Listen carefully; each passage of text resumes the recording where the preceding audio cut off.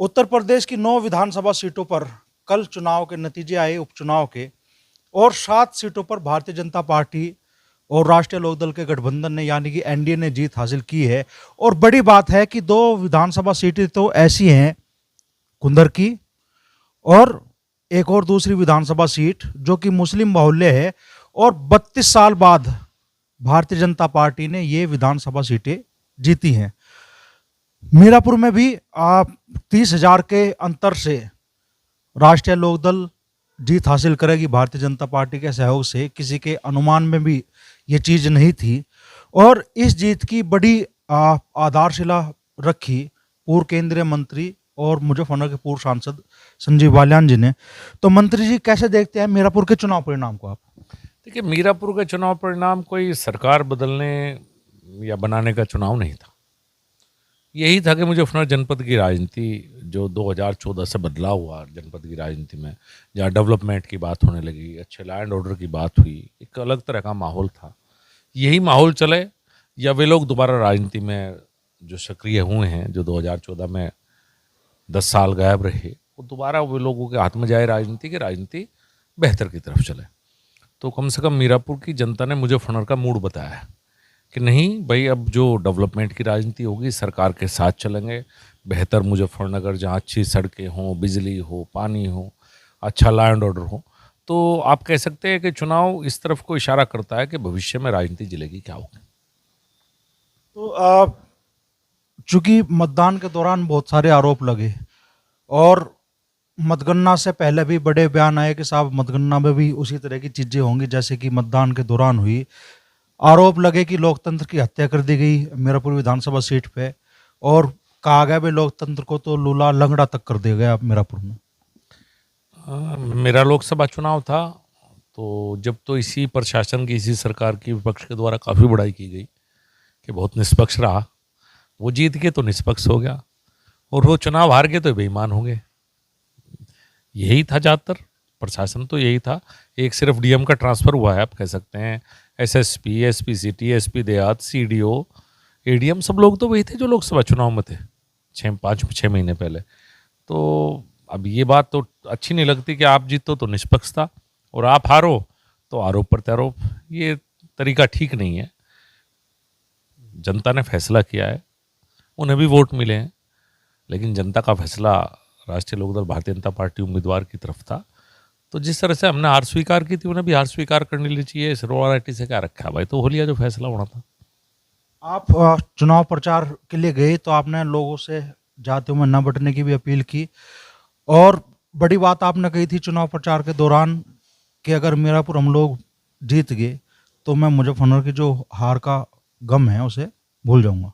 देखिए, जब भी हार के कारणों पर कभी गए तो शायद इस जनपद में कोई ये नहीं कहेगा कि डेवलपमेंट के काम नहीं हुए 10 साल में, या हमारा सांसद हमारे बीच में नहीं था, किसी की व्यक्तिगत समस्या आई हो, सार्वजनिक आई हो। मैं 24 घंटे लोगों के बीच में बना रहा। फिर उसके बाद भी हमने भी सोचा ऐसा क्या हुआ, तो कारण निकल कर आया कि हमें जातियों में बांटने का जो प्रयास था, जो जिस तरह से जाति अलग अलग संगठन खड़े करके एक जहर डालने का समाज में काम किया था, वो हार का कारण रहा। वही बात जनता के सामने मैंने रखी कि भाई ये लोग हैं, चुनाव के समय पर आते हैं, हमें जातियों में तोड़ने का प्रयास करते हैं, इनसे हमें सावधान रहना है। और बहुत अच्छी बात है, खुशी की बात यह है कि जो जिस काम में वे 2024 में कामयाब हुए थे अब नहीं हो पाए। प्रयास वहाँ भी हुए, लेकिन जनता ने मन बना लिया था कि नहीं, जो पहले हो चुका वो हम दोबारा नहीं होने देंगे, हम नहीं बटेंगे। सर्व समाज मिथिलेश के साथ रहा और मैं यही देखना चाहता था। चुनाव में हार जीत होती रहती हैं, चुनाव आते हैं जाते हैं, कभी हार गए और कभी जीत गए। हार में ज़्यादा दुखी नहीं होना और जीत में ज़्यादा प्रसन्न नहीं होना, अति उत्साह नहीं होना। तो ये था कि दोबारा हमारा समाज मुजफ्फरनगर जनपद का इकट्ठा हो, ये मेरी देखने की इच्छा थी। और इस चुनाव में दिखाई दिया कि सर्व समाज एक तरफा, किसी के कहने से कोई नहीं बटा, कोई नहीं हटा, सब लोग एक साथ थे। इससे बड़ी खुशी की बात क्या हो सकती है कि जो बात हम लेके चले थे 2014 में, बीच में कहीं उसमें गड़बड़ हुई, दोबारा जनता ने उसे स्वीकार किया। तो मुजफ्फरनगर तो झटका आप लोगों ने खाया, लेकिन उसके बाद गन्ना समिति के चुनाव हो या मीरापुर का उपचुनाव, बड़ा उपचुनाव था, आप पश्चिम उत्तर प्रदेश की नज़र लगी थी, तो आपने विपक्ष को अब हार का जो स्वाद है दो चुनाव में चखने पर मजबूर कर दिया। शायद जो मैं हारा हूँ चुनाव, उसका भी कुछ ना कुछ मलाल बहुत से लोगों में रहा कि नहीं भाई गलत हो गया, ठीक आदमी था, तो उसका कहीं ना कहीं फ़ायदा, चाहे वो गन्ने का चुनाव उसमें भी हमें मिला, चाहे मीरापुर चुनाव उसमें मिला। तो ये बात तो रही है कि चुनाव हारने के बाद लोगों ने प्यार थोड़ा सा ज़्यादा करना शुरू कर दिया कि नहीं भाई बढ़िया था, काम बहुत करे थे, सारे प्रोजेक्ट रुक गए, बड़ी दुख की बात है। कितना काम मुजफ्फरनगर जनपद में था, कितने प्रोजेक्ट्स थे, कितना डेवलपमेंट था, कितना अच्छा लैंड ऑर्डर था।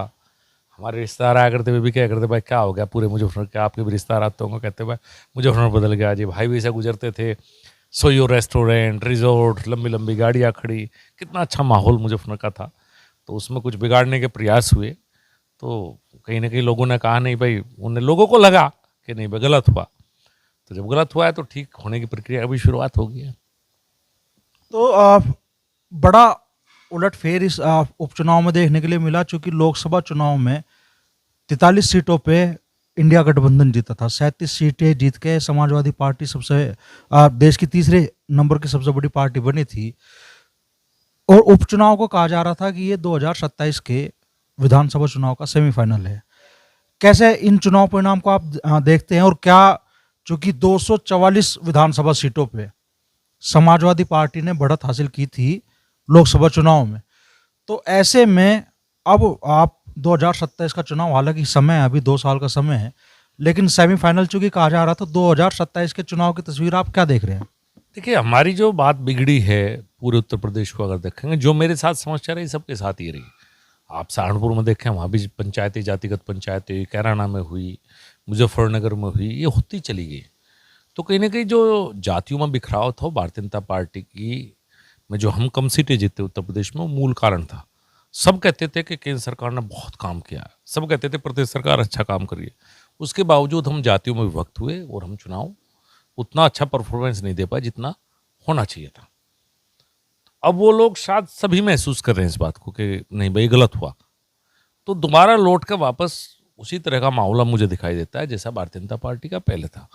और अगर ये आगे का भविष्य का इंडिकेशन है तो यही है कि अभी भारतीय जनता पार्टी उत्तर प्रदेश में लंबे समय तक रहेगी, सर्व समाज को इकट्ठा करके एक साथ चलेंगे, जहाँ जो टूट फूट है उसे दूर करेंगे।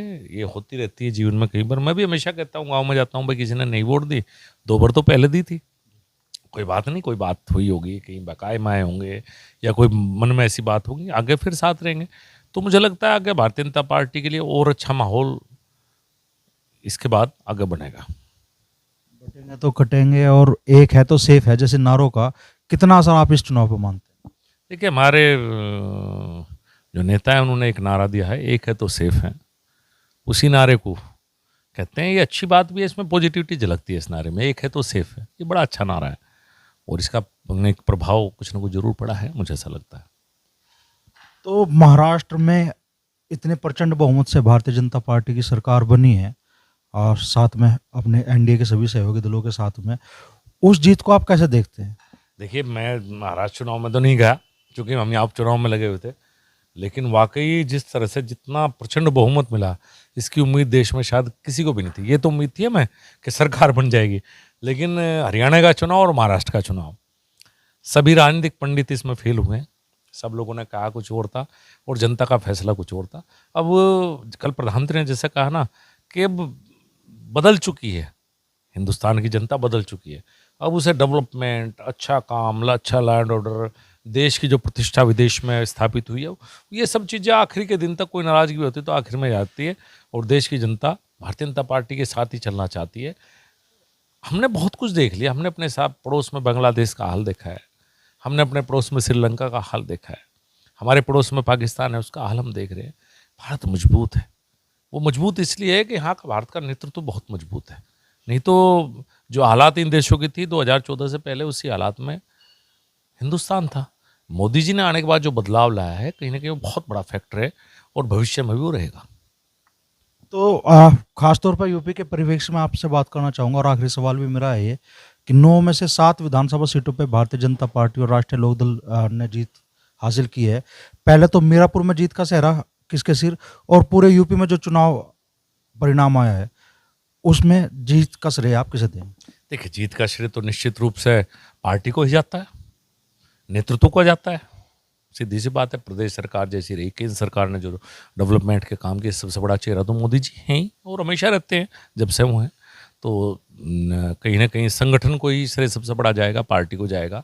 राष्ट्रीय लोकदल की उम्मीदवार थी, राष्ट्रीय लोकदल ने चौधरी जयंत सिंह को सबसे बड़ा जाएगा, चूंकि उनकी पार्टी की उम्मीदवार थी।